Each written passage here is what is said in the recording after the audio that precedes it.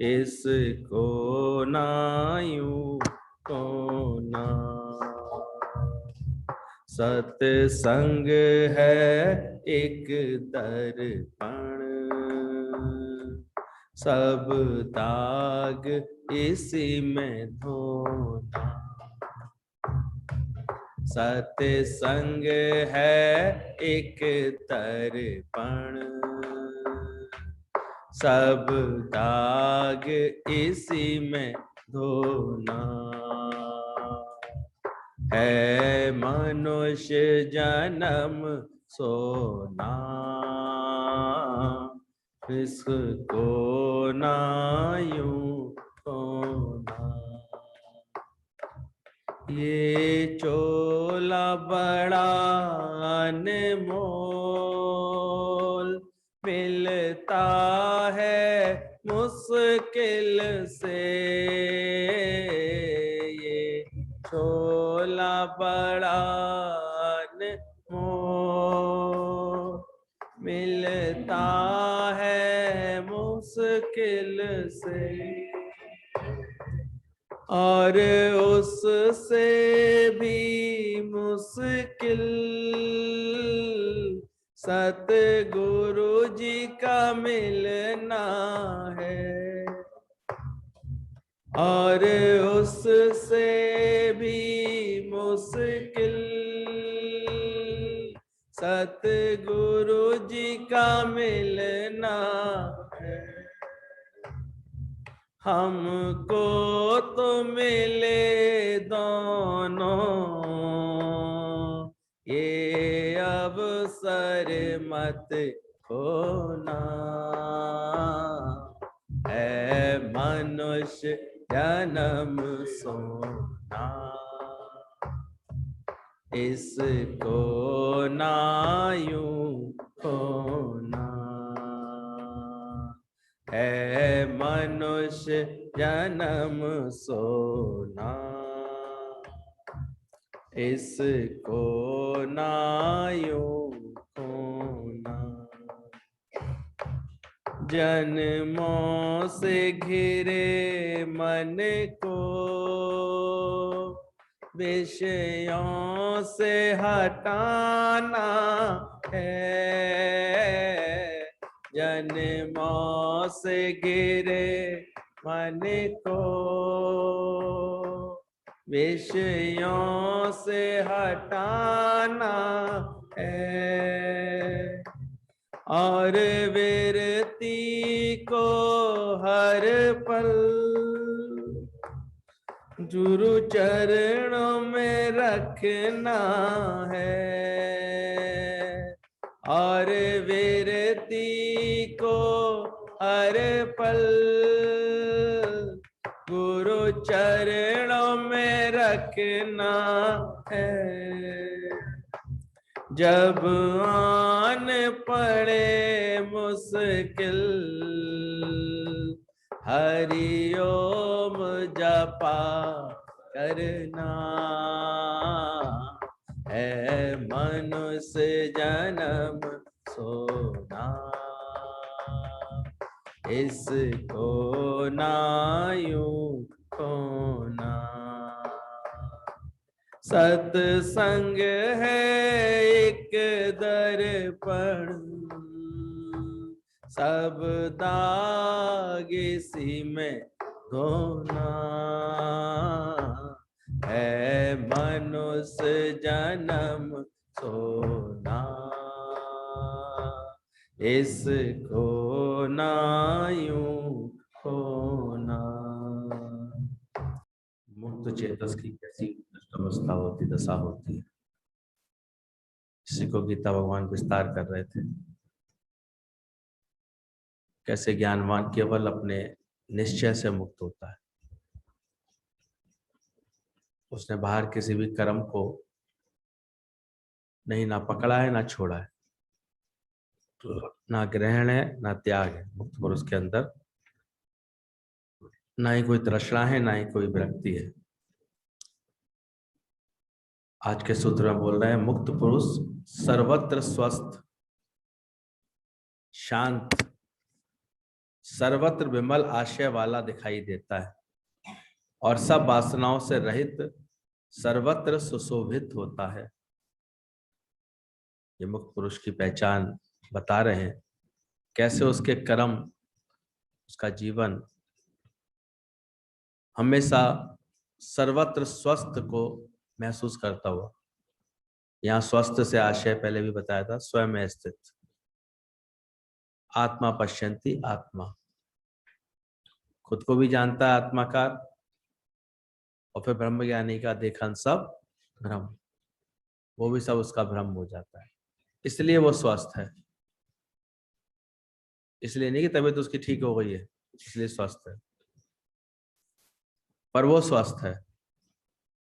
शरीर में कोई ऊंच नीच हो सकती है प्रकृति के अनुसार, रद्दो बदल हो सकती है, लेकिन ज्ञानी से पूछो आप कैसे हो, वो क्या कहेगा? स्वस्थ। स्वस्थ हूं मैं। कहाँ पर स्थित हूँ? स्वयं में स्थित हूँ। अभी वो अपनी स्वयं से, अपने स्वरूप से निकल के बाहर भटकने का उसको मन ही नहीं करता। जब दिल की गली में ऐसी रौनक है तो बाहर कहीं उसको आनंद नहीं दिखाई देता। तो ऐसा मुक्त पुरुष बोला सर्वत्र स्वस्थ है, शांत है और सर्वत्र विमल आशय वाला दिखाई देता है और सब वासनाओं से रहित होकर के सर्वत्र सुशोभित होता है। अज्ञानी अनेक प्रकार के द्वंद्वों से जीता है, इसमें कभी, इसलिए कभी स्वस्थ और शांत नहीं रहता, किंतु ज्ञानी हर्ष विषाद सुख दुख आदि द्वंद्वों से पार हो जाने पर सदा स्वस्थ। उसके हृदय में ना हर्ष है ना कोई विषाद है, सारे द्वंद्वी जोड़ों में समता आ गई है इसके अंदर। चाहे सुख की परिस्थितियां हैं उसके जीवन में, चाहे दुख की परिस्थितियां हैं, सुख दुख दोनों में वो समत्व ही हो गए। अर्थात सारे द्वंद्व उसको प्यारे हैं। सर्दी भी प्यारी है, गर्मी भी प्यारी है, अहंकार सब प्यारा ही है उसको। तो उसकी चेष्टा उस औरत की ज्ञानवान हो गई थी तो क्या कर सकी? तीनों ही ऋतुओं का क्या कर सकी? वो स्वागत कर सकी। ये एक प्रकृति ऐसी बनेगी। फिर उससे पूछा गया, तीनों देवियां आई कि देखें चल करके पृथ्वी लोक पर क्या स्थिति है, हम में से किसको ज्यादा पसंद किया जाता है। तो एक महिला से मिली, वो सत्संग से लौट के जा रही थी, बड़े गुनगुनाते हुए जा रही थी, भली दिख रही थी बहुत। तो तीनों देवियों ने पूछा उससे। सबसे पहले सर्दी की देवी ने पूछा कि हम तीनों तीनों ऋतुएं हैं, देवियां हैं, हम जानना चाहते हैं तुम्हारी क्या राय है हमारे सबके बारे में। सर्दी ने पूछा सर्दी कैसी लगती है? बड़े खुश होकर बोलते बहुत अच्छी लगती है, सर्दी का तो हम खास इंतजार करते हैं। कैसे हिल स्टेशन हमारे फिरोजाबाद में आ जाता है, कैसे शिमला बन जाता है, मसूरी बन जाता है, कुल्लू बन जाता है। कभी कभी तो इतना घना कोहरा होता है कि ऐसे लगता है कि कहाँ वादियों में बैठे हैं। छोटे छोटे दिन होते हैं, बड़े अच्छा महसूस होता है। बढ़िया बढ़िया कपड़े पहनते हैं तो शरीर का भी ऐसे हष्ट पुष्ट दिखाई देता है, फूलता फूलता दिखाई देता है, शरीर की कमजोरियां ठीक हो जाती हैं। बहुत स्वस्थ व्यंजन मिलते हैं खाने पीने के लिए, हरी मटर, हरी सब्जियां कितनी इतनी स्वस्थ आती हैं, अच्छी आती हैं। ड्राई फ्रूट्स खाते हैं, चाय पीते हैं, कॉफी पीते हैं, पकौड़े खाते हैं, हम लोग तो बहुत मजा करते हैं। सर्दी का तो हम विशेष इंतजार करते हैं, सर्दी में भी आइसक्रीम खाने का तो और ही मजा रहता है। ऐसे करके वो तो तारीफ करती जाए। सर्दियों में छोटे दिन होते हैं, बड़ी बड़ी रातें होती हैं, आराम से देर रात तक कुछ ना कुछ अच्छा अध्ययन करते हैं, अच्छा भजन भाव करते हैं, फिर उठते हैं सुबह, काम करते हैं। कभी कभी तो एक ही टाइम खाना से काम हो जाता है, खाना बिगड़ता ही नहीं है, खाने की जरूरत ही नहीं लगती। ऐसे एक ही बार के काम में काम हो जाता है दोनों समय का। कपड़े धोने का भी झंझट ज्यादा नहीं रहता, कपड़े ऐसे खराब होते ही नहीं है, और पता है ऊपर स्वेटर पहन लेना, कोट पहन लेना, तो ज्यादा होता ही नहीं है। बड़ी तारीफ किया जाए वो सर्दी की। सर्दी बोले इसको सर्दी इतनी अच्छी लगती है, खुश हो गई। अब गर्मी को लग रहा था कि अभी शायद गर्मी तो से नहीं अच्छी लगती होगी, पर वो तो ज्ञानवान थे। पूछा उससे गर्मी कैसी लगती है तुम्हें? बोले गर्मी तो बहुत अच्छी लगती है, इंतजार करते हैं हम लोग कब छुट्टियां हो, कब अपने मायके जाने का मौका मिले। बच्चों को भी नानी के घर की याद आती है, गर्मियाँ ही तो होती हैं, बड़े बड़े दिन होते हैं, छोटी छोटी रातें होती हैं, देर रात तक भी उसमें भी हम लोग जागते हैं, छत पे पानी छिड़क छिड़क करके सोते हैं, ठंडी हवा में आनंद लेते हैं, तरबूज खाते हैं, खरबूज खाते हैं, पपीता वो खाते हैं, कितने सारे फल आते हैं, देखो आम आता है हमारे यहाँ तो गर्मियों में इतना अच्छा, उसको खाते हैं, बहुत खुश रहते हैं बच्चे, खूब ऐसे खेलते हैं, ठंडी ठंडी हवा में ऐसे खसखस लगा करके ठंडी हवा का, मीठी हवा का आनंद लेते हैं। खूब सारी तारीफें करने लगी ऐसे करके। सुबह भी नहाते हैं, दोपहर को भी नहाते हैं, शाम को भी नहा लेते हैं कभी कभी, तो ऐसे करके कहीं आते जाते हैं, गीला करके अच्छा अपने सर पे बांधते हैं, बड़ा ठंडी हवा लगती है। गर्मी के तो बहुत शुक्राने, कैसे हमारे शरीर के सारे दर्द ठीक कर देती है, पसीने बह जाते हैं तो शरीर भी स्वस्थ हो जाता है, सारी बीमारियां जो एकाध बसी होती हैं वो हट जा, तमाम उसने भलाइयां गिना दी उसने, खाने की, पीने की, रहने की सारी। अब गर्मी ने सोचा मुझे भी पसंद करती है, तो बरसात को लगा तो बरसात से जरूर परेशान होती होगी। बोले बरसात कैसी लगती है? बोले बरसात, अरे पूछो मत, कब से इंतजार कर रहे हैं, कब झमाझम शुरू हो। आ जाती है हमारा तो दिन ही ऐसे गोल्डन हो जाता है, सब काम से छूट गए, सब बात तो छूट गए, ढोलक लेके बैठ जाते हैं, गुरु के इतने भजन गाते हैं आराम से, जाना भी कहीं नहीं, काम छूट गए, बहाने बनाने की जरूरत ही नहीं है अब तो बरसात हो रही है, कपड़े धोने की जरूरत नहीं है, बरसात हो रही है, घर की सफाई की ज्यादा विशेष जरूरत नहीं है, अरे बरसात हो रही है, आराम से पकौड़े वस्त बनाते हैं, आराम से चाय पीते हैं, खूब भजन गाते हैं, खूब भगवान में चित्त लगाते हैं। बरसात का तो हम खूब दिल से स्वागत करते हैं, जब भी आती है मानसून सीजन का बहुत अच्छे से, सारी प्रकृति देखो हरी भरी हो जाती है, सारी धुल जाती है उसमें, हमारी सब पैदावार अच्छी हो जाती है, हमारे यहाँ की आमदनियां बढ़ जाती हैं, सबकी, सबको इतना खुशी मिलती है। बरसात तो हमारे लिए बहुत कल्याणकारी होती है। और तीनों की देवियों की इतनी तारीफ कर दी कि तीनों ही इसको आशीर्वाद दिए बिना नहीं रहे, कहती है भाई तू बहुत अच्छी है, तुम जैसे रहो, खूब खुश रहो, खूब आनंद में रहो, भगवान तुम्हारी सब मनोकामनाएं पूरी करे, ऐसे करके आशीर्वाद देके चली। तो वैसे भी ज्ञान था, चकाचक थी और चकाचक हो गई, देवियों का आशीर्वाद और मिल गया। अब उसके पड़ोस में एक रहती थी, उसे देख देख करके ये बड़े मजे हैं, इसके बड़े मजे रहते हैं, इसके तो सारे काम बनते दिखाई दे रहे हैं, इसके घर में तो ये भी आ गया, इसके घर में तो ये, ऐसे कर रही थी। एक दिन कहती है तुम बड़ी मजे में, बोले मजे में क्यों नहीं है, देवियों ने आशीर्वाद दिया हमें। हैं देवियां आई थी तेरे पास? बोले हाँ, तीनों ऋतु आई थी, देवियां आई थी, आशीर्वाद दे के गई हैं हमको। बोले हमारे पास भी आ सकते हैं? बोले तुम भी प्रेम रखो, आ जाएंगे तुम्हारे पास। उसने भी भगवान से मांगा, तीनों देवियां उसके पास भी आई। देवियों ने उससे ही पूछा भाई, देवियां तो ये कहती कि देखो तुम्हारा, तुम क्या करते हो पहले हमें, हम तो तुम पे कृपा कब करें, पहले पहले ये तो बताओ तुम पसंद करते हो कि नहीं।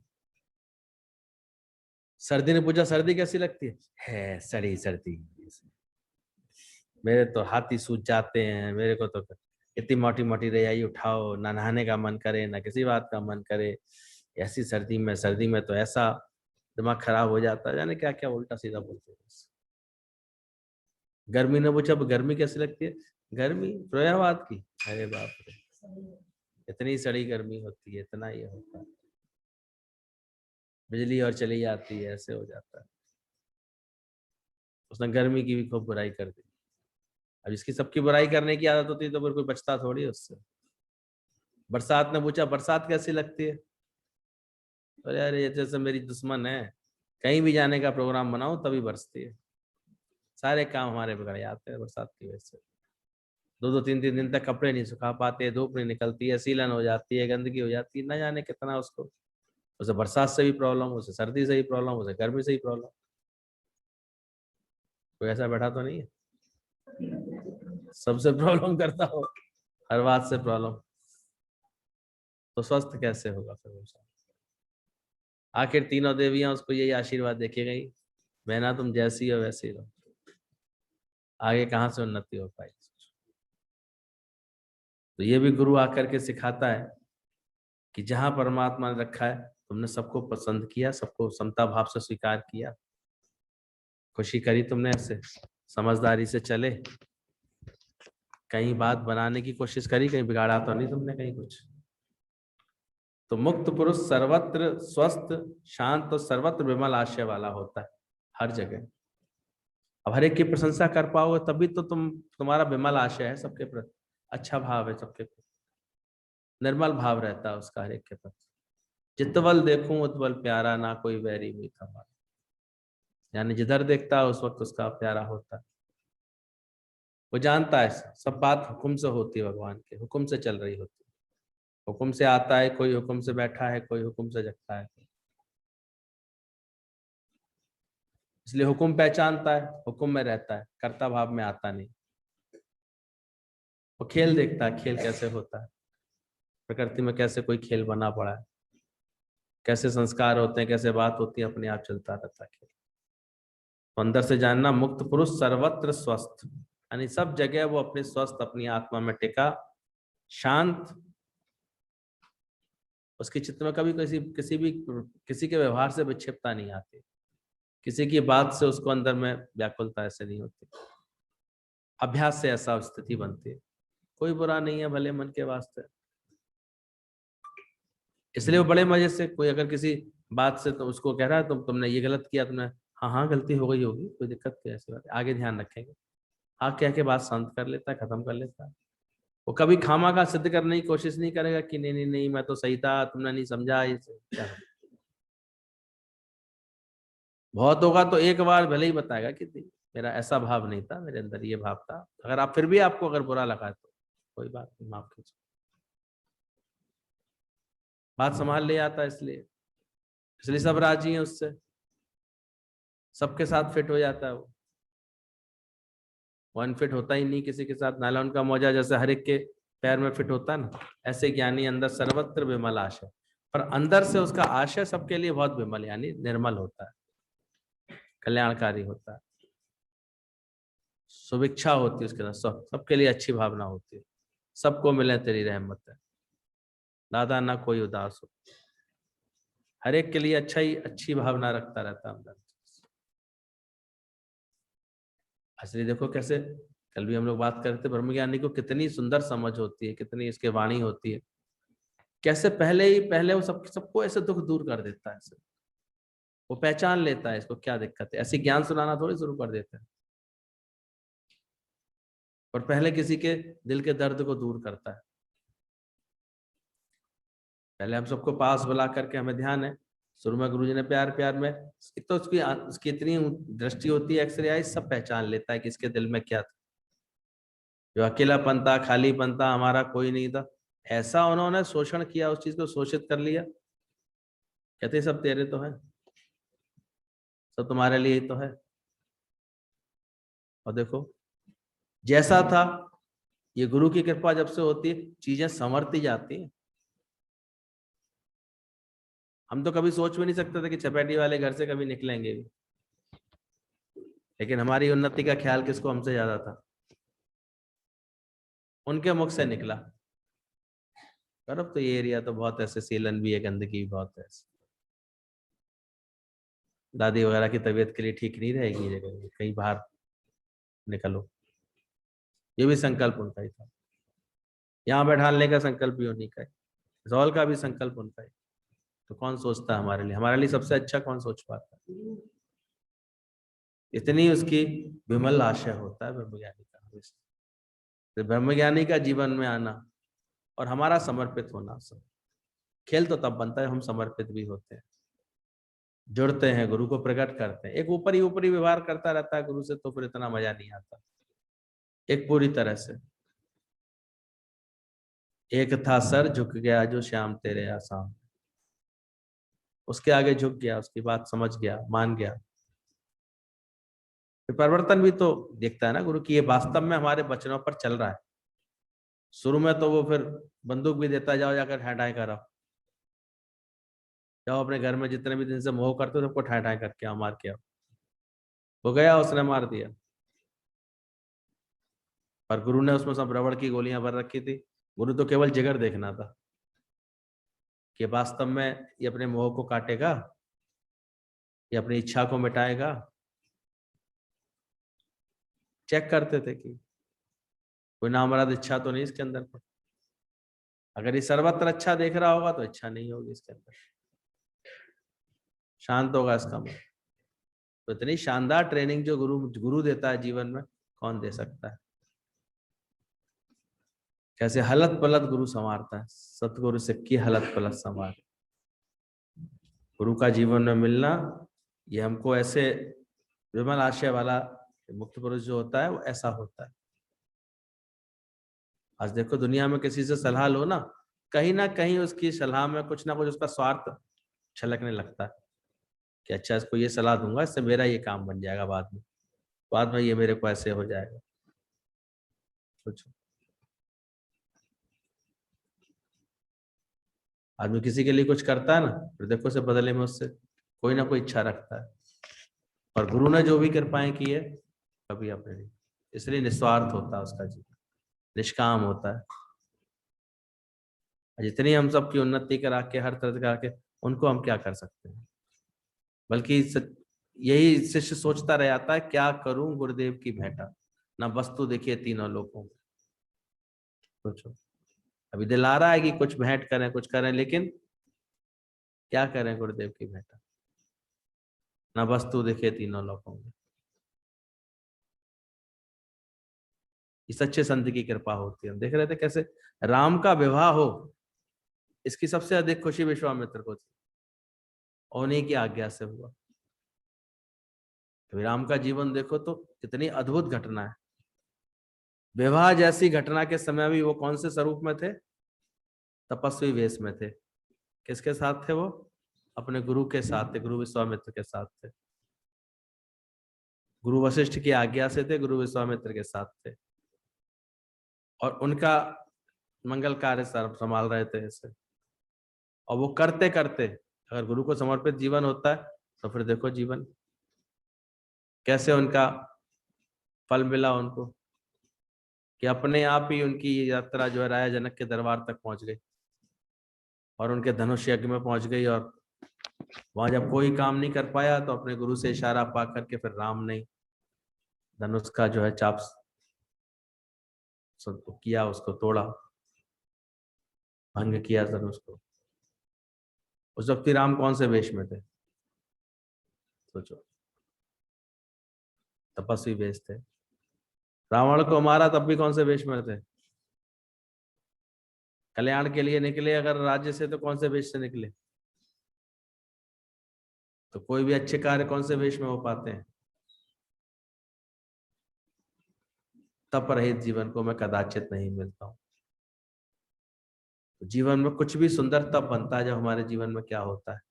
तप होता है। ये सही समझ होती है हमारे जीवन, गुरु की शरण होती है, गुरु की आज्ञा होती है, तब जाकर के कोई चीज अच्छी बनती है।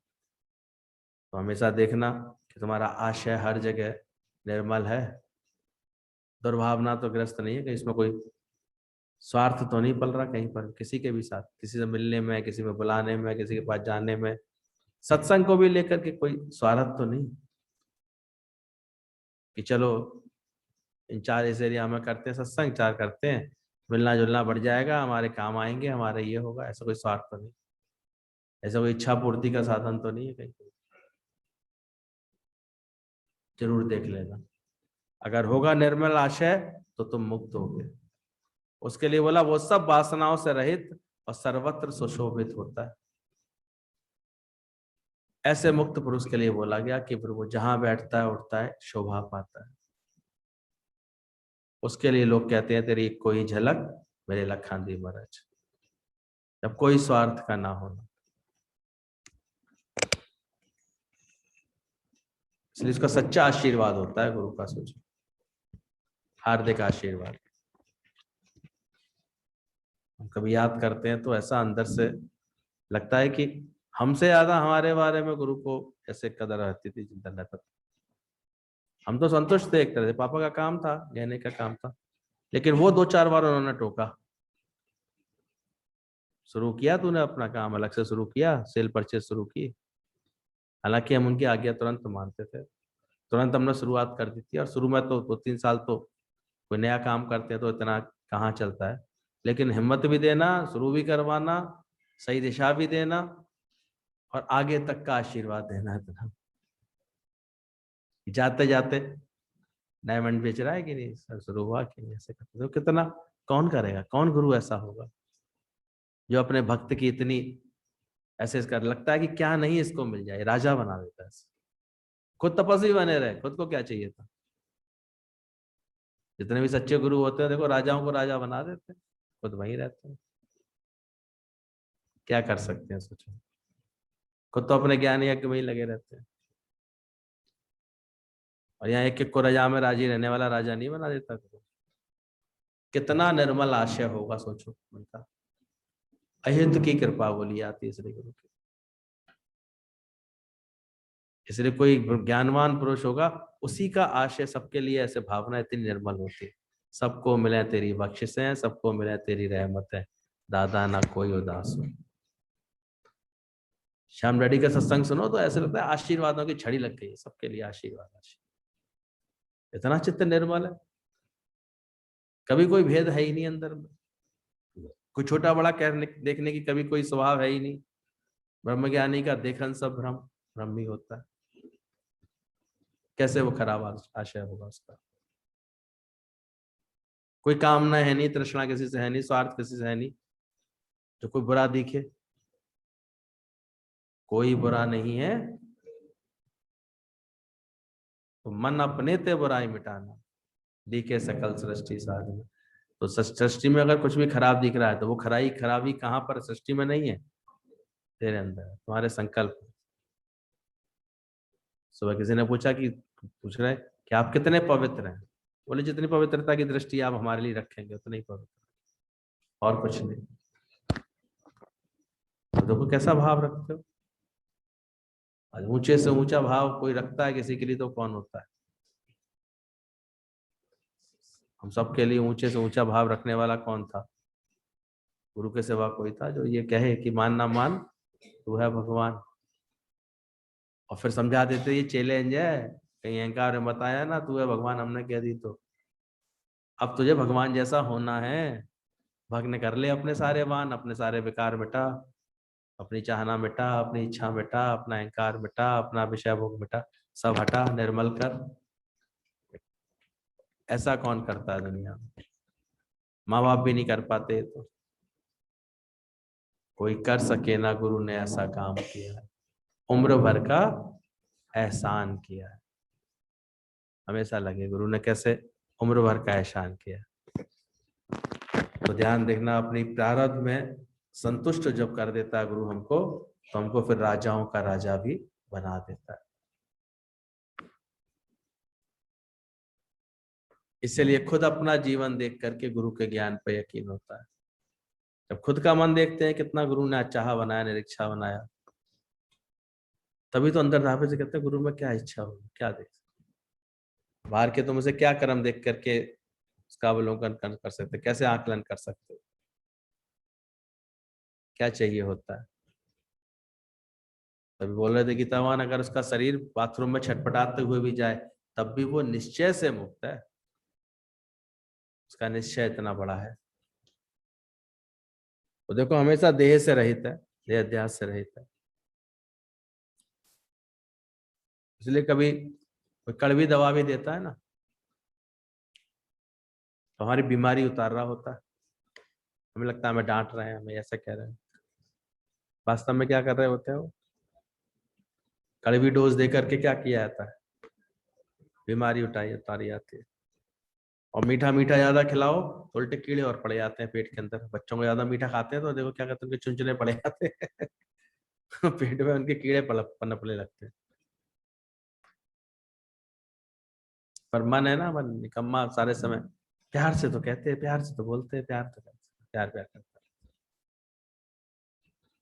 ये नहीं पता है कड़वी दवाई जो है यही कल्याण कर रही है, यही तुम्हारे मन को ठीक कर रही है। अंदर देखना, कड़वी दवाई भी गुरु की बहुत काम की होती है। हमेशा फ्रेश और फिट रहो, ज्ञान के बाद समझो। गुरु को तुम्हारे धन और विद्वता नहीं, इसका तो अहंकार ही तुम्हारे जीवन में बढ़ जाएगा। फिर गुरु की कृपा से ये सब नहीं मिलता। निर्मलता मिलती है, विमल आशय मिलता है, स्वस्थता मिलती है, सर्वत्र विमल आशय बनता है। वासनाओं से रहित होता है गुरु की कृपा से चित्त। अंदर से ये बात जानता है कि ब्रह्मज्ञानी सदा निर्लेप, ब्रह्मज्ञानी सदा आनंद में रहता है। अंदर से जानता है वो अच्छे, कभी भटकाता नहीं है अपने चित्त को ऐसे। इसलिए भगवान 3 चीजें हमें फ्री ऑफ कॉस्ट देता है। एक तो वक्त, एक स्वास्थ्य है, एक मुस्कुराहट। इसके लिए भगवान ने कुछ तुमसे लिया नहीं, फ्री में इतना टाइम दिया है। अब तुम कम वक्त बने रहो या वक्त संवार ले जाओ, समय को ऐसे उन्नत कर लो, समय का सदुपयोग कर लो। वक्त तो दिया है परमात्मा ने। अच्छी पढ़ाई कर लेते, देखो बच्चे, देखो कैसे समय का सदुपयोग कर लेते हैं, फिर अच्छी नौकरी, अच्छी तनख्वाही सब मिलती है उनको ऐसे। अच्छे लगन से कार्य करने वाले देखो अच्छे चमक जाते हैं। कार्य तुम कैसे करते हो? कुशलता से करते हो, वक्त है तुम्हारे पास तो देखो तुम्हारा उद्धार होता है उसमें। और स्वास्थ्य भी भगवान ने ये तीनों चीजें फ्री ऑफ कॉस्ट दी है। सब कैसे पैदा होते हैं, कैसे होते हैं? शुरुआत में सब स्वस्थ होते हैं, एक आध कोई अपवाद होता है, कोई पिछले जन्म का कोई उसका ऐसा हिसाब किताब आता है कि जन्म से ही कोई बीमारी का लक्षण लेके आया, वो भी कुछ समय तक तो स्वस्थ वो भी दिखाई देता है, बाद में बीमारी प्रकट होती है उसके अंदर में, कोई जेनेटिक डिफॉर्मिटी होती है, कोई बात होती है। ये तो 99% लोग कैसे होते हैं? स्वस्थ होते हैं। तो भगवान ने क्या दिए फ्री ऑफ कॉस्ट?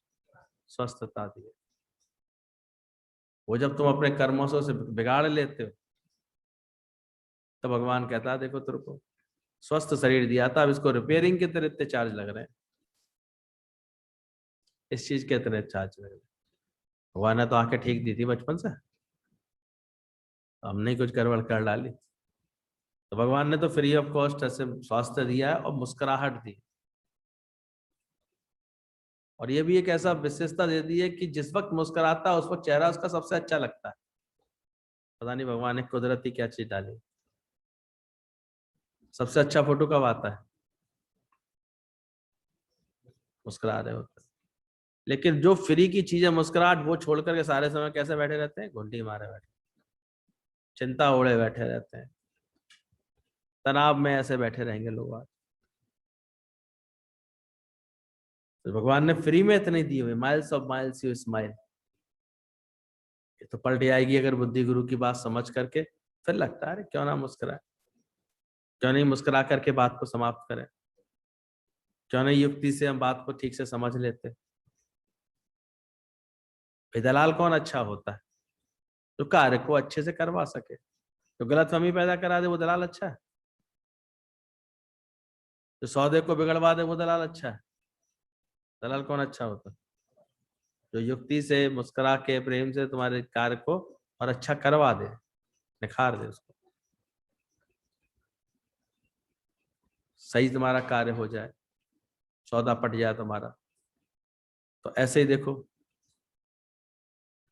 तुम किसी भी कार्य में लग आते हो बीच में तो तुम ऐसे सही काम करते हो, किसी के दिल जुड़वाए या तोड़वा तो नहीं दिए तो आपस में, मन खराब तो नहीं करा दिए, कार्य इतनी कुशलता से किया तुमने, गलत फहमियां तो नहीं पैदा हो गई किसी की आपस में। और जिम्मेदारी का रोल होता है तो पढ़ो नहीं कभी बीच में, पढ़ो तो फिर बहुत जिम्मेदारी होती है। खुद देखो, उसको 4 बातें बनानी पड़ती है दलाल को, इसलिए कभी किसी के ऐब ढकने पड़ते हैं, किसी की बात संभालनी पड़ती है, किसी के बात का मर्म सही समझाना पड़ता है, ऐसी बात बोल करके दिल जोड़ना पड़ता है। नहीं नहीं नहीं, जो गलतफहमी पनप रही तो आपस की दूर करानी पड़ती है ना उसको। नहीं नहीं, ऐसी बात नहीं। तो यहाँ गुरु को कितना तुम्हारे लिए सौदा करना पड़ता है भगवान से मिलाप कराने के लिए। कैसे गुरु पहले तो दावा करा मेरा बच्चा है भगवान, चिंता नहीं करो, ये आपकी शरण आना चाह रहा है, ये आपके लिए, आपकी भक्ति में है। हम इतनी भक्ति में होता थोड़ी है, हमें तो जगत की चंचलता होती है, लेकिन हम ही कौन भरता है गुरु के सामने, भगवान के सामने? गुरु भरता है। नहीं नहीं नहीं, रोज सत्संग करता है, कभी कभी हम रोज नहीं भी करते, फिर भी ये बात गुरु क्या कहता है सोचो, रोज करता है। वो फिर कैसे भगवान को पसंद करवा देता है, ऐसे हमारा सेट करता है। अच्छा व्यक्ति जानता है ना कैसे कपड़े पहन करके जाएगी लड़की सामने तो पसंद आ जाएगी। तो गुरु भी ऐसे गुणों से हमको पहले सजाता है कि जब भगवान के सामने जाए तो कम से कम पसंद तो आ जाए उसको, अच्छा तो कहे भगवान। ऐसे परमात्मिक गुणों से हमारे जीवन को अच्छा कर।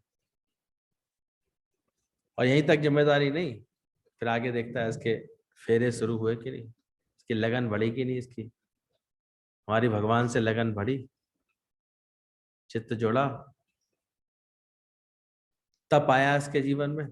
एक हवन भी आना आता है ना, तभी तो फेरे लगते हैं उसके चारों तरफ। फिर जब भगवान का बना देता है पूरी तरह से,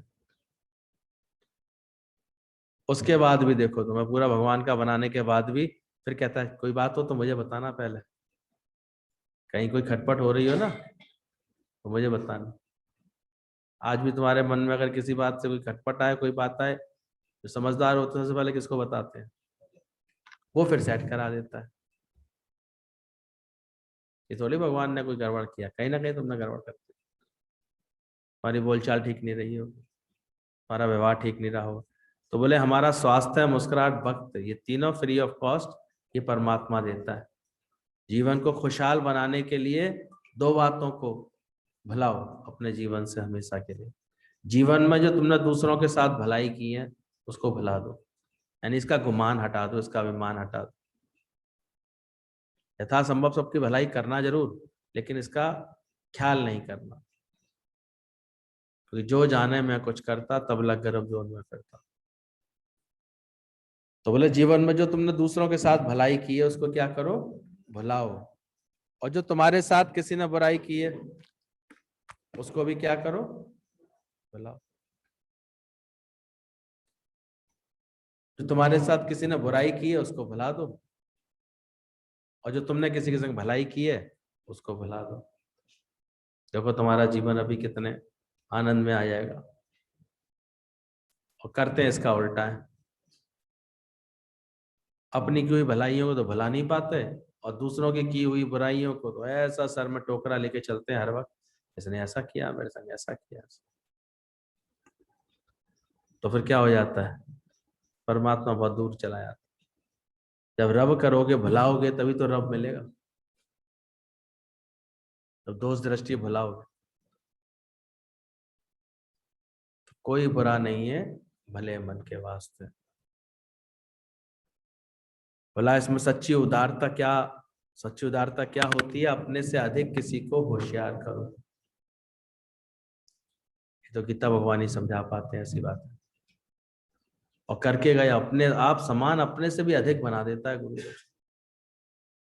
तो होता ही है, इतना परम पद पे बैठा है, लेकिन अपने ज्ञान सुनने वालों को आज देखो दादा भगवान कैसा कैसा ज्ञान सुना के गए, गीता भगवान कैसी मेहनत करके गए। कि उस समय की बताते थे गुरुजी की 21-22 लड़कियां ही लड़कियां थे हम लोग, आज सबके सब एक एक शहर की महान रानियां बने, सब ऐसे ज्ञान के वो बने, सब इतने ऊंचे किले। जिस शहर में उठा लो सब गीता भगवान की मेहनत का फल है, शुरुआत। ऐसा कोई बना सकता है? तो बहुत होगा तो बहुत ज्यादा देखेंगे, अपनी लड़की के लिए अच्छा सा लड़का देख लेंगे, उसके बाद भी रिपोर्ट यही मिलेगी, अरे मम्मी क्या देखा तुमने, मैं बताया ऐसा होता है, ऐसा करते हैं, ऐसे करते हैं। उसके बाद ही रोना धोना ही सुनते रहो ना बैठ कर।